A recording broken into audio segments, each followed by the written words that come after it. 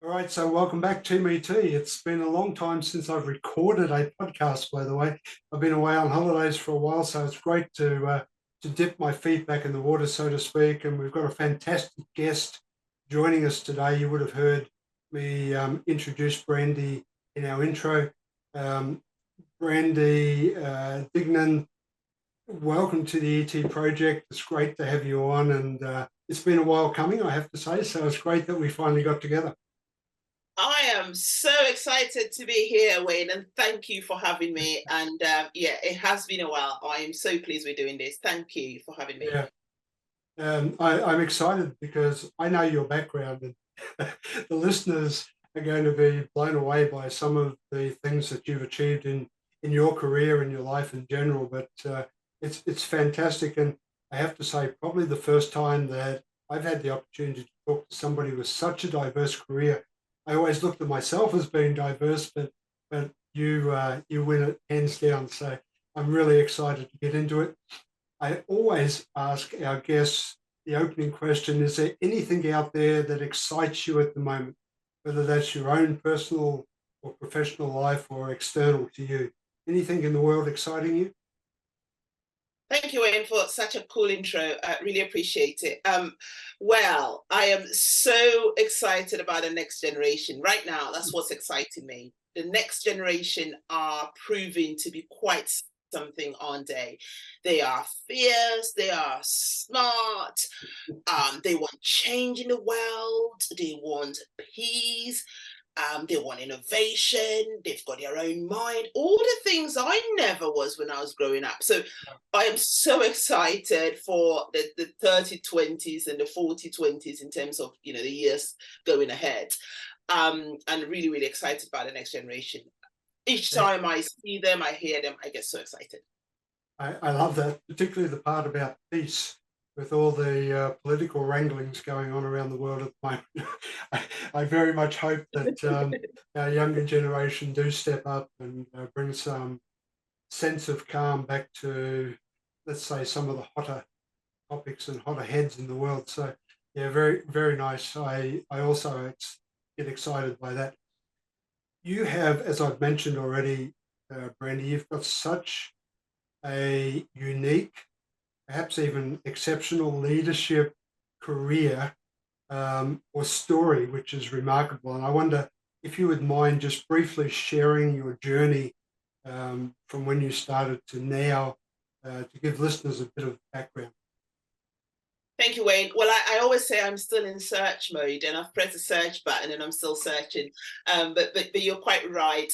My career has spanned from initially hospitality. It was my first love. Has been my first love. Probably always will be. Purely because when I was a teen and I was at university, I had two jobs in hospitality within Hilton's. One in where the city where I was at university in Edinburgh, and one where I lived in London. And so I kind of almost grew up within hospitality. And True to Word came out of university. And interestingly, just didn't even intend to stay within that sector until one of the then big bosses, as I used to call them, met me and said, "Hey, Brandie, I hear you finishing uni. What's the plan?" And I'm like, "What plan? I'm going to look for a proper job. I'm not going to be staying here." And tapped me on the shoulder, and I remember that really well. Tapped me on the shoulder and goes, "Oh dear, Brandie, why don't you join the graduate program of Hilton? And then when you find your proper job, you can leave." And I'm like, "Oh, it's a good idea." So I did and stayed within the Hiltons, within hospitality for years and years and years, from single sites, then moved to multi site. Stayed in hospitality for a while and then went into retail and then into aviation and now in healthcare. So I've kind of almost journeyed in four sectors or so far. There's so many questions come to mind as I listen to you talking about that, and we'll get into some of that as we go through. I'm curious if you cast your mind back to when you first started as that graduate trainee and you look at where you are now. I often work with my clients and we talk about our purpose and we talk about our vision for where we want to go in our career.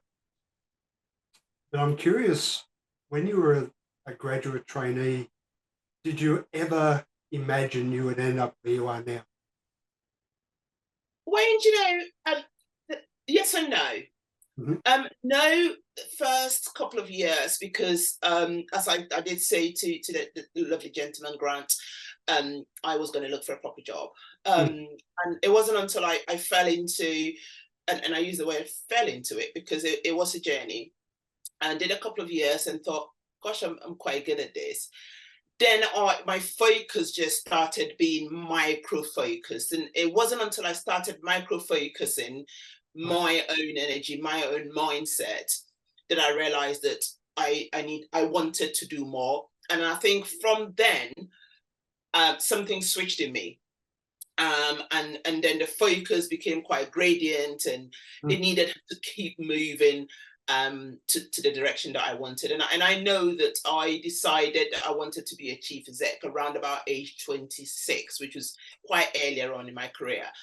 And there was no stopping me. So in terms of the end goal, that focus was there. But to start with, I was quite scatty. I am still quite scatty, to be fair, but I didn't have a clue at all. Yeah, I love that. I was just listening to a speaker this morning talking about the caterpillar butterfly story and how the majority of us, myself included, and I think you're there as well, we start out as a caterpillar and we have no idea about the real potential that, or the person that we will transition or evolve into longer term. And I find that so much with many of the people that come on the show. So for the point to my story here, Brandie, is for the listeners who are executive talents, if you're out there and you're thinking to yourself, I'm still not clear about what it is I want to be or become, you're in the majority, I would say. I agree. I agree. I agree. I speak to young people a lot, and I then ask them the question of what do what do you want to be? Because I don't think most of them know. But I normally switch around and go, what is it in the world or in business that really annoys you that you'd like to maybe make a change to? And then I start getting some really cool answers from them. I like that question. I'll have to make a note of that. Thank you. So you mentioned something I'd really like to home in on a little bit further, if you don't mind. But I find it quite extraordinary on a couple of levels, and so you've now held extremely senior positions in 4 different sectors, and I know you have this almost passion, I want to say, based on our first conversation, about people aren't tapping into opportunities in different sectors because for whatever reason, whether it's they're in their comfort zone, they're fearful of the unknown or taking that step. And I'd just love to understand a little bit more from your side. How did you come about shifting from what appear to be very diverse industries? How did that come about? That's a great question. Thank you, Wayne. So I think, if I'm honest, I landed the first switch by accident, and I was pretty scared Right. when I moved initially from one sector to the other. It really did frighten me because I was going in as a senior leader. And I felt that I was a bit of a fraud, really, because I didn't quite understand that industry that was going in there. Mm. And so I had to have a word with myself around actually, you just go, Brandie, and do your thing. And I think the one thing that I would say is that there is an opportunity there. Um, and I learned very quickly when I did the first switch that it really was about immersing yourself into the culture that you're going into the new sector that you're going into, and giving it your very best. Mm. Because if you do, you become very good at it. And so that is what brought it up, and that's what's happened. So, and as you know, we are repeatedly what we do, and so therefore, this excellence within moving in sectors has now become a habit and not just an act. So I've become really good at it now because I kind of know what it feels like, what it looks like, the uncomfortable levels, and all that kind of stuff. So, I would say that there's a great opportunity there because we're humans and we have comfort levels, of course we do, and we like to stick to what we know. We like the tribalism of stuff, and so there are very few people, certainly very few women, who are prepared to do that whole sector change, and to be sector agnostic. And for me, it's as you said, it's a passion of mine to expose this conversation and have this conversation more. But to your point earlier, it was quite nerve-wracking very earlier on. And as I said to you initially, I'm still in search mode. I'm quite ready to try other sectors and stuff. But then that's because it's now become a bit of a habit. Right. I'm wondering if I'm on the board that is entertaining the idea of engaging a new CEO to the organization. What is it that you do that convinces the board to take the risk and bring somebody in who has no prior history, perhaps, or to a large extent, of what it is they're doing? I mean, you must be the magician sales lady. I'm wondering how you go about that. Yeah, that's a very interesting one, actually. I think the word is intentional, isn't it? So for anybody to sit in front of a board to say, look, I have done 4 sectors, this is a new sector, I want to come in there. You've got to really kind of connect the dots and see that person is actually quite intentional. They do things by specific design to achieve outcomes of change that they want, and that's why they're doing that. And that's a skill within leadership that you probably want to buy and snap that person up really, really quickly. There's also a bit around actually that person probably has impact because it takes guts to go into a new sector and make things happen, because what you're trying to do is you're trying to learn and you're trying to punch at a level so that you can have impact really quickly. And so it gives you that feeling that that person's probably coming with a bit of impactful attitude. And you also buy yourself a role model because you suddenly have a storyline of somebody that's actually carrying all these experiences from different sectors and bringing it into your organization. And it gives you that kind of positivity and that role modeling for everybody else. And you don't have to worry about transition, right? Because, that individual is just a transition guru. They make transition meaningful. They know how to transit very, very quickly. And I think finally, you just know that you've got somebody who's quite relentless, because to go into a sector, do the BAU, business as usual, and actually impact and have transformation, they've got to be very relentless. So I think the skills that you get, it's amazing. But actually, when you drill it all down, sectors are quite similar, actually, from a leadership perspective, Wayne, because people are people, products are products. And so you apply those principles quite equally. The functional expertise aspect of it, I think the senior you go, the less important it becomes because you've got functional experts within the organization. And so your leadership skill is what's required. I think from a sort of mid-management perspective, it's probably quite difficult to switch around because you still need to be a functional expert. Whereas now I don't need to know about clinical decision making, but I can still make one, and so on and so forth. You make it sound very easy, but I'm sitting here visualizing the journey myself, and maybe it's somehow sector related, but I doubt it. I can imagine, even so, you must be a very transparent and very vulnerable leader, willing to lay your heart almost on the table and say, look, I'm not the expert here, you guys are, and together we'll find the solution. Putting that to one side, I can also imagine that there will be those standing on the other side of the fence saying, gosh, what does Brandie even know? What right does she have to come into our industry as our boss, and we have to start listening to her, right? I can imagine there's those type of people, and you would have that challenge to overcome early. That's so true. And you're spot on, Wayne, because you've got the two camps. You've got the camps that are just very fascinated by this whole switching around, and you've got the camp that are not skeptical but thinking, okay, well, we're waiting to see. Yes. And I think the power is in actually making sure that, to your point, you are very transparent. And making it very clear that actually you've got experts in the room, and the answers around you rather than the answer being you, and that itself is a leadership skill, isn't it? Because Yes.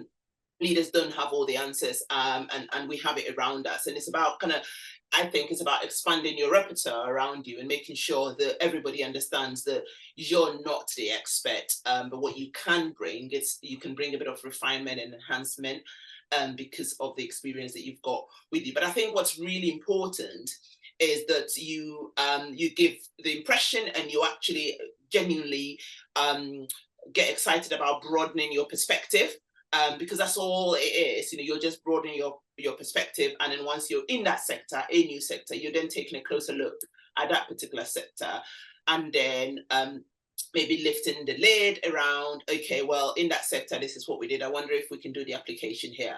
And those things are the things that gain you that acknowledgement, that gains you that respect in terms of the experience that you're bringing with you. Right. And then with time, what you then find is you become part of the experts within the organization, because you're learning alongside them, and the experts actually tap into you around decision making and your perspective, which then brings it into a very fine cocktail of that sort of senior leadership team and the organization itself. Do you allow yourself a time period for this whole transition to happen, or is it from day one and it's just an ongoing evolution? It's quite interesting, isn't it, Wayne? Because I always go with a dream list. I think everybody's got a dream list, haven't they? I always go into an organization with a dream list, because you do your due diligence before you go. But no, the answer is no, there is no time limit at all. Some sectors are quite complex to understand. I found aviation quite complex. And you need headspace. Some sectors are quite energetic. So hospitality is about energy and fun. And so you need all of that. And some sectors are quite impactful, like healthcare, and so you need to go in there with your impact head on. So everything you're doing has got to be impactful. So there is no set timelines. It's just about having that dream list of what impact I would like to make, or what value I'd like to add, or even create, because you don't always have to add value. You can just create the value for others to add. And it's about knowing what that is, and then making sure that happens. But I think the trick is that, when you feel you've done enough, you then go and do a bit more, because that's when, that kind of value is then created. Right. I'm also wondering, like, we're at this point now where you've been doing this for a number of years, a couple of decades type of thing. So do you, or did you ever have an advisor who you had in your corner that was sort of your go-to person, or maybe a team of people that you would go to for counseling, advice, coaching during your career? Oh, yes. I mean, I have always had mentors. Because I just can't do what I do with mentors. I mean, like I said to you, I am the scattiest person in terms of scattiness in brain, scattiness in ideas. And so I do need to be focused. So I do have two mentors. I get different things from each of my mentors. They've both achieved the things that I feel I would love to achieve, and so that's really, really helpful. And I also do have a coach, a professional coach, which between these three people, I feel that I'm rounded enough to be able to and have the energy and the courage to be able to go and do the things that I want to do, because I can't do it myself. And what my mentors give me, each of them in their own ways, is the confidence to go and try things new, the confidence to fail and learn at it, the confidence to perhaps not fail because they've done it. And then my coach just gives me that whole, the coach for me is my stabilizer, and it stays around. He kind of scaffolds me to ensure that, you know, I have got my scaffolding around me and I'm not wobbling. And so, you know, and I actually recently, Wayne, I found myself a reverse mentor as well. So I've got a 20-year-old lady who is in third year at uni, who is actually reverse mentoring me. And that challenges me so much because my thinking is a thinking of a mid-career, a middle-aged woman thinking certain ways. And I've got this very young, dynamic, things different type of next generation person who doesn't care who I am, what I've done, what I've achieved, but they're micro focusing me on how they and their generation think. And so with my reverse mentor, with my two mentors, with my coach, that's been really helpful and probably the best time I've ever invested, if I'm honest. Yeah, congratulations. I mean, you're so forward thinking in this regard that I love this concept, and it's not very old, right? I mean, reverse mentoring, maybe a decade old at best, but it's so critical in today's world. The changes happening, the younger generations coming in, it's such a value sweet spot. So thank you for reminding me about that, and for all our listeners, please hear that message. A couple of observations on my part as I was preparing for our conversation, Brandie, is you're an extremely positive person, and I say that based on the comments that I've seen you write. So it comes through very loudly in your writing. So even if people go and look at your experience on LinkedIn, just as an example, they will see comments such as, "A million thanks, love doing this job, you know, feel at home, at work, etc. Thanks for having me, you know, I'm one of the lucky people to be part of this journey." These are your words that I've just poorly extracted, sorry, but just from one website or one social media platform. So I can see that you have this extremely positive attitude. And the other thing that was obvious to me is that at the core, or at the crux of your whole approach, you have people. Now that's my observation. I'm wondering whether you agree with that, but that's what I could see from, you know, what I was reading about you and looking at your career. I think that's very true, Wayne. No, I absolutely agree with you. Because for each place I've been, it's a journey, isn't it? This career stuff, it's a journey. It's a train, and it's constantly moving.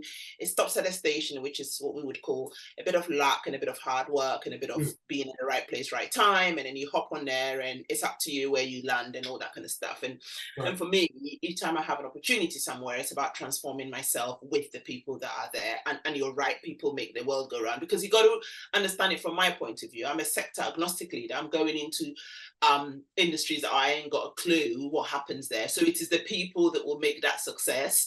And then I'm just helicoptering it almost.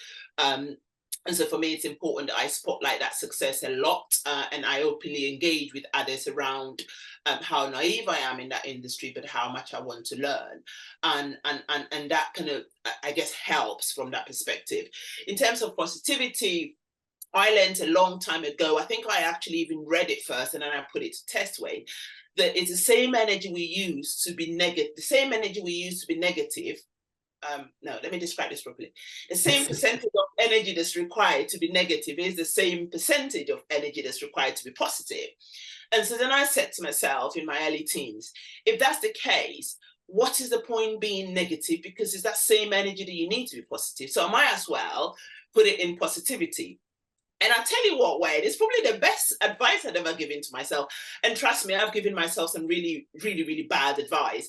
But it was the best advice I'd ever given to myself. So since then and now, if something is about negativity, I just don't engage in it. I just switch. And so it's become habit to me now that I kind of repel away from negativity and move to positivity. Of course, it's got its own challenges because no human being can be positive all the time, right? And so you've got to give yourself a bit of sort of downtime and inoculate yourself with a bit more energy to go back into positivity and have that high energy going all the time. But for me, it is the best way forward. If the percentages are the same, why not? I love that. You have a couple of quotes, and I don't know if they're your quotes or you've taken them from somebody else, but if I can just read them. If you're always trying to be normal, you'll never know how amazing you can be. And then why fit in when you're born to stand out? I really admire those two pieces of wisdom, and I can see that they fit so well to your persona. Um, are they your quotes, by the way? Yes, and it's because of just life, really, Wayne. Because I've never really fitted in. You know, for those that can't see us because we're podcasting, I'm pretty tall, and I'm not one of these tall people that would walk in a room in a flat shoes. So I'll probably go in 4 inches. So I tower. So and I'm quite an extreme individual. You know, everything I've got to do is got to be a bit, as my mum says, you know, does it have to be a bit extreme? Yes, mum, it has. So there is that extremeness that I really love, and so I find that blending in really isn't an option for me. And so if you don't want to blend in, then there's no need to make yourself fit in. So why don't you use that as an advantage and just stand out a little bit, so that it's easier to be known as, I don't know, that person than the person that's we can't, because they try to fit in, and it doesn't really work. It becomes really awkward when I try to fit in. And so for me, it's always been actually just go in and stand out, and if you're always trying to fit in, it's just such energy zapping, isn't it? And so these are all kind of observations that I've had about myself that has led me to coining those phrases, because I do a lot of self-observation as well, and then it kind of allows me to coin that phrase. So but yeah, reading it back now, it sounds quite true to me as well, to be fair. I haven't read it for a while, but yes, it brings it home to me. It's really listening to you is so refreshing. I have to say, it's almost a paradigm shift from the traditional style of leadership that I've been surrounded by in my career. Listening to you and listening to what I foresee will probably be the future of leadership, and I think you're so on point with this whole approach that you've taken on board. So I'm really impressed by that. I'm wondering, are you a purpose-driven person? Like, do you have a bigger purpose that you're working towards in your career as well as in your life? Very purpose and passion driven now, as I've got older. And I think it's probably true of most people. In the early years of my career, I was more driven to a direction of my end goal, personal end goal. Right. The past sort of maybe 6 years of my career is more passion and energy driven. So if a role isn't going to fulfill my passions, I'm not interested at all. And the passions for me are twofold, really. The first aspect of it is bridging inequalities of all sorts, and it could be age inequality. You know, I think younger people have got so much to give, older people have got so much to give. Let's bridge them together. It could be gender inequality around, you know, why are we not allowing or accepting the challenges that face female leaders and supporting them bridge it. It could be all sorts of inequalities, and I'm really passionate about it. So wherever I am, whatever I'm doing, there's a stint of that going on in my thinking from that perspective. And then there's the other perspective are actually, I'm always looking to launch unicorns, you know, so I just set my bar really high, and failure isn't an option. You actually get scared of failing. And so the higher the bar, the better it is, because it just keeps me trying to launch those unicorns.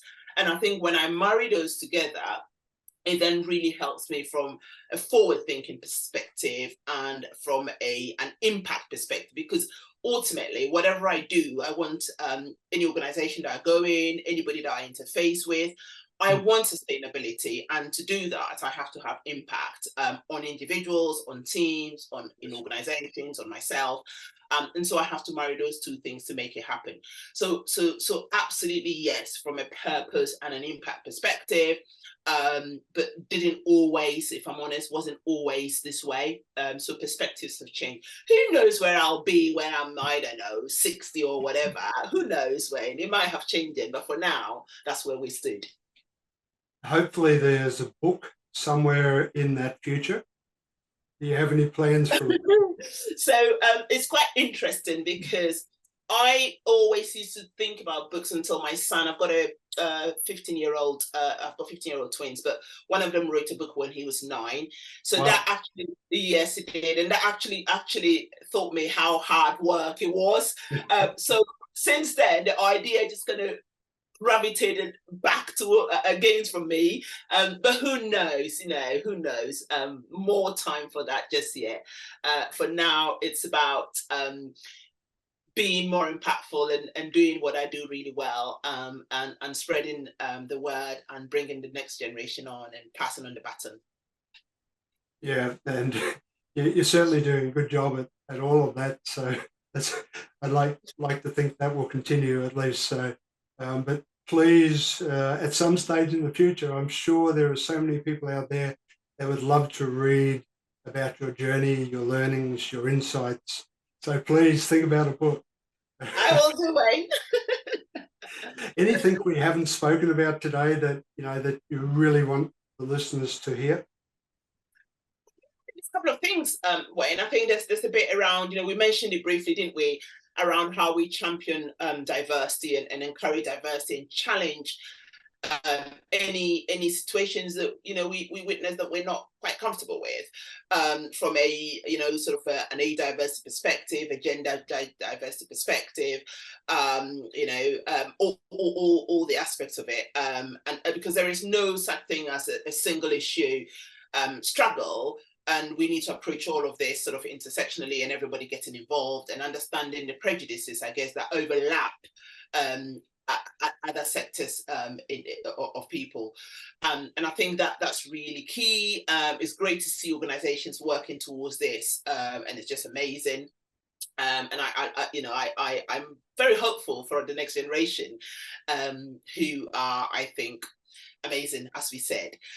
And I think there's a second bit as well, second conversation around actually, how do we challenge our own behaviors, and make sure that behaviors that we as leaders are portraying are the best all the time, and if not the best, near to the best, because it's important that we look at our own conscious behaviors, because we are all role models. And I think that's really key, especially for those of us that are thinking of sector agnostic leadership, because there's very few around. It's quite important that we ensure that we're challenging our behaviour so that we can spread that I guess that sector of leadership a bit more. That would open itself or lend itself to the need for feedback. I'm guessing, Brandie. So how do you encourage as a leader, as a CEO of a large organisation, how do you personally go about seeking feedback on your own performance?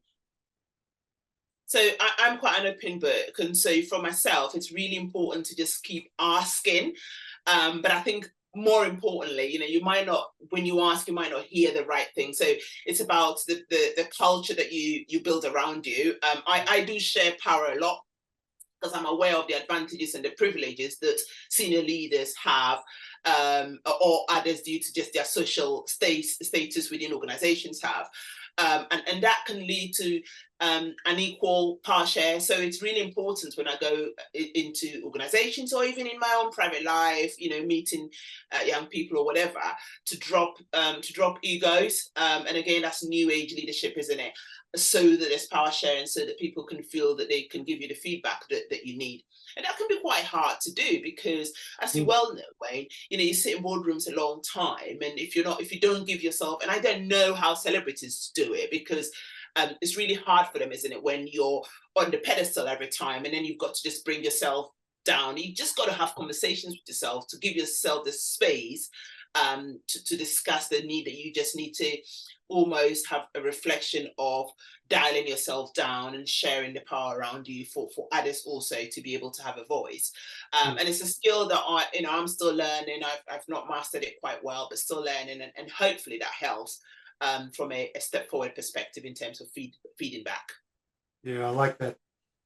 We've spoken about the need to have a mentor, a coach, advisor. You have your own personal experiences. You've taken the steps. I'm wondering also about your continuous learning throughout your career. I know that you've completed several degrees. How do you fit that into your busy schedule as a starting point? But how important is that to laying the foundation to your success? I've always thought that attention to myself as a leader is my biggest currency.